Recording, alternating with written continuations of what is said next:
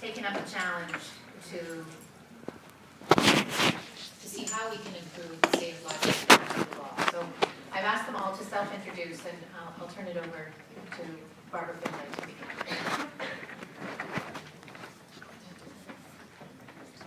I don't know about the rest of you, but I'm absolutely furious after that last panel and at the way we're collectively treating children. But that said, it is my very great pleasure to introduce one of my very favorite people in the world. Harriette is from Comox. She lives on 5 acres. She's active in her 4-H club. She's 12 years old. She has a 2-month-old meat goat called Brutus.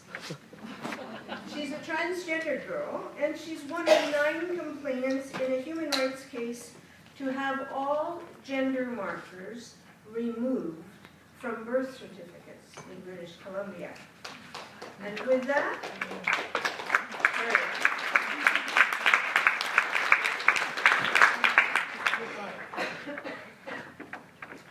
Good afternoon.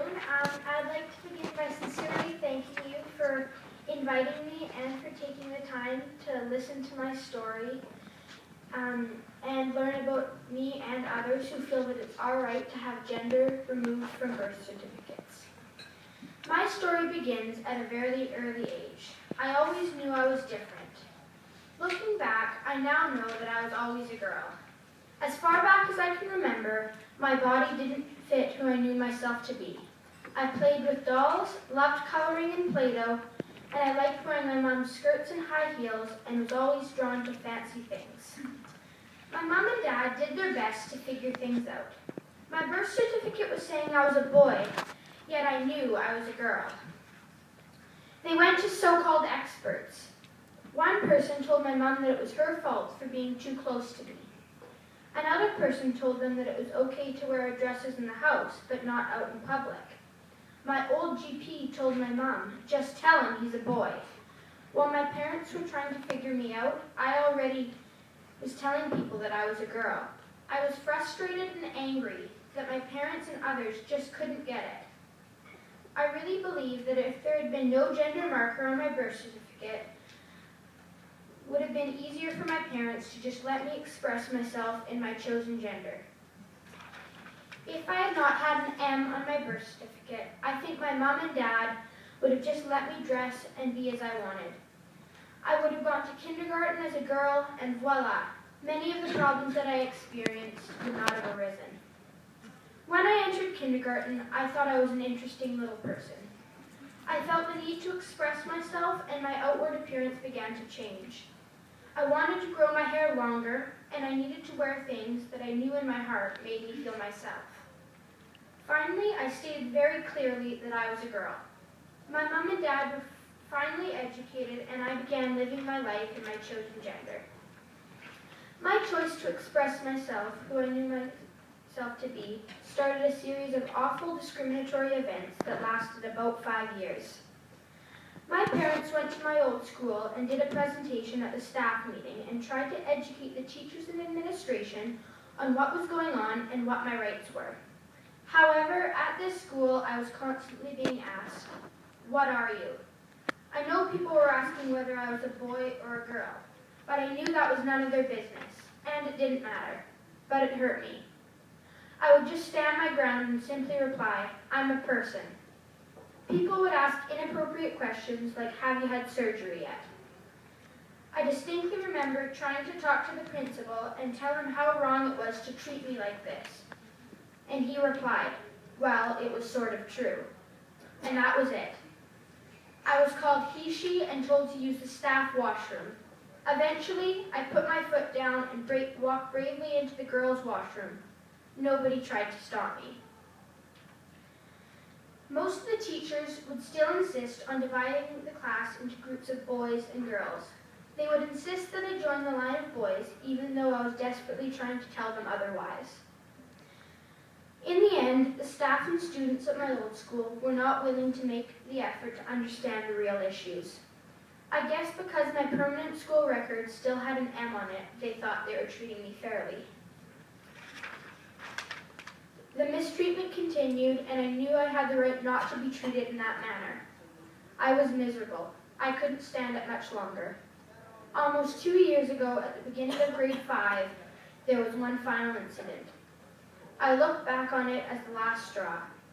When my dad came, I was curled up in the fetal position, crying uncontrollably, sweating, and completely incoherent. I knew I couldn't go back.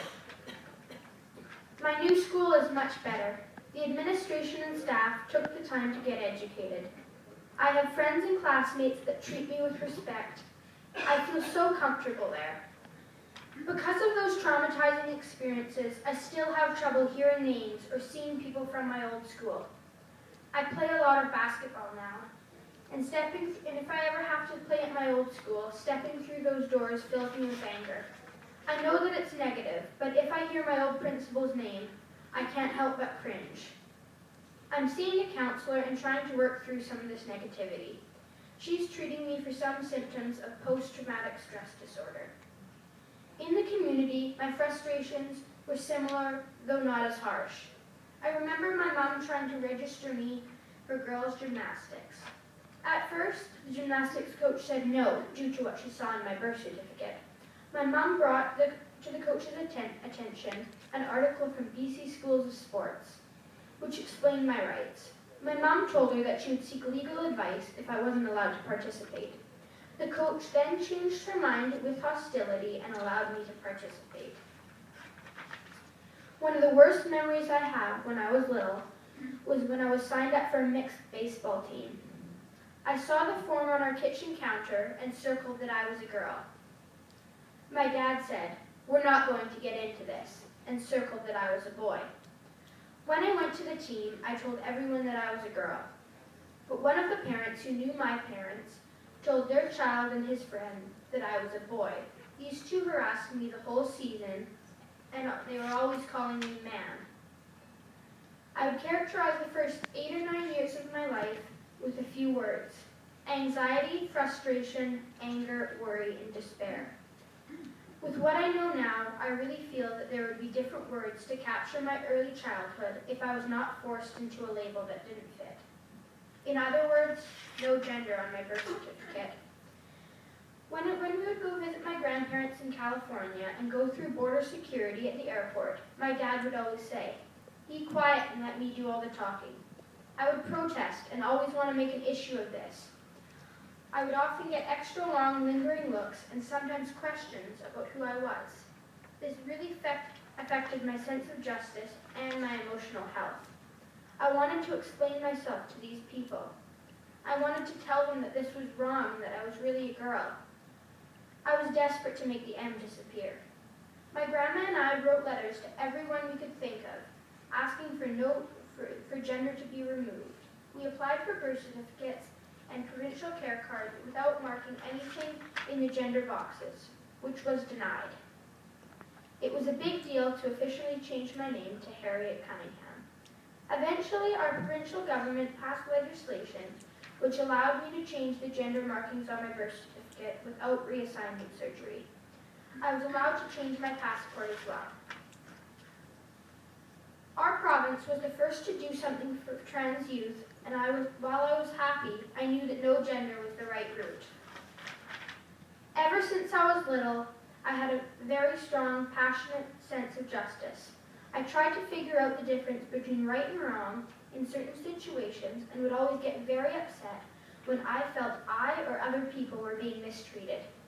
I am a part of a tribunal asking the government to remove gender from birth certificates, and Barbara Finley is our lawyer. I believe that if my birth certificate had no gender on it to start with, I would have never had to face the problems that I faced.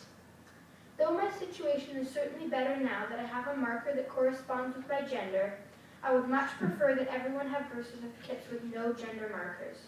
Because in that case, if someone wanted to know my gender, I could just tell them. I have learned that there are so many people that may be intersex or that may not identify with either gender, and I think it's unfair to make them choose. I've learned that many people in our minority are not as fortunate as I've been. Although understanding about me was at first very difficult for my parents, I'm very lucky to have my family support me. and people like Barb are working on your behalf to protect and extend our rights and freedoms. I have learned that young people like me are in a very vulnerable position. There are so many people who do not understand the real issues facing all trans people, but especially young people like me. I think having no gender on birth certificates would be a great help to people who do not have the support I've had. As I said, I consider myself very fortunate and would not change a thing about who I am. I'm a 4th year 4-H member. I play basketball on the grade 6-7 girls team, and I swim 4 days a week. However, I have had to endure many years of mistreatment and discrimination. Looking back, I can't help but think how much easier my life would have been so far without been labeled at birth. I also think that it would have been much simpler for my parents to navigate my world if there had been no labeling of my gender at birth. I could go on and on about how important it is for our next generation to grow up without needing to make gender a defining feature. By choosing not to put a label on a birth certificate before you know who someone really is will not create confusion. Nobody loses any rights by letting go of misconceptions. I want to continue working to educate people and speaking for those that do not have the support to be heard. Thank you all for bringing me here and listening to my story. I hope that you can help to make life easier for people like me.